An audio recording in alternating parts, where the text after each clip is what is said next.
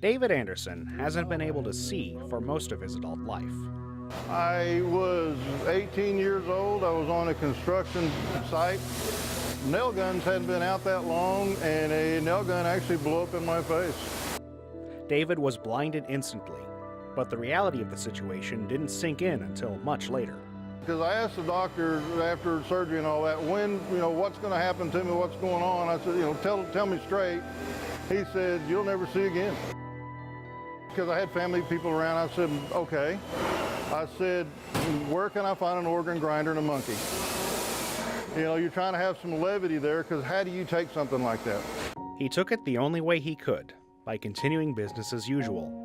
He found work wherever he could to support himself and his son, but other than that, David says he shut himself away from the rest of the world, kept to himself. I wouldn't talk to anybody. I wanted to come to work, I wanted to feel, hey, I'm doing something, but I still didn't want people to know me. I didn't want them to notice, well, that's him, he's the blind guy. And that was life as he accepted it. It would be decades before David ever found someone who didn't just want to employ him, but to help him. I received a flyer for donating to this company for the blind. Nobody had ever told me there was another blind person in the state, ever.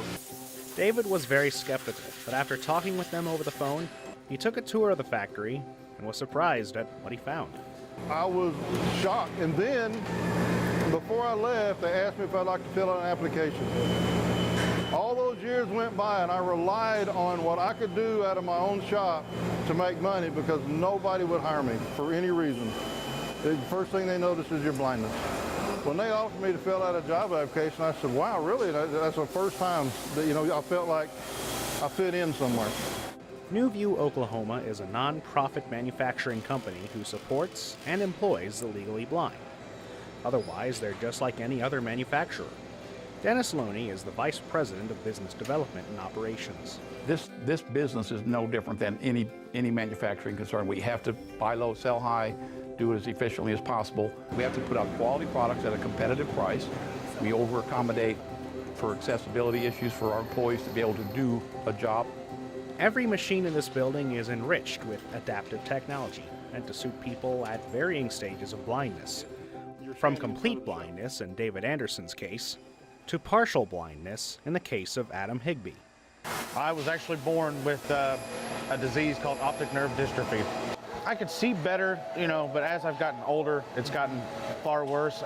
He took classes at Francis Tuttle Technology Center to learn precision and CNC machining, and ways that even someone with very limited vision can pursue careers in this field. You're limited to your imagination. I mean, that's just the honest truth. But currently we do a lot of engraving, some automotive parts. We make these coasters that we've been working on, a lot of engraving on this machine. While he learned this alternate way to do things, Adam says he honestly doesn't know if he's got it easier or harder than others. I honestly don't know. I don't have any basis for comparison, because I don't know otherwise, It's not easy, you just have to find a way to adapt. The adaptive technology on this machine is just one example of the ways accessibility has been taken into account.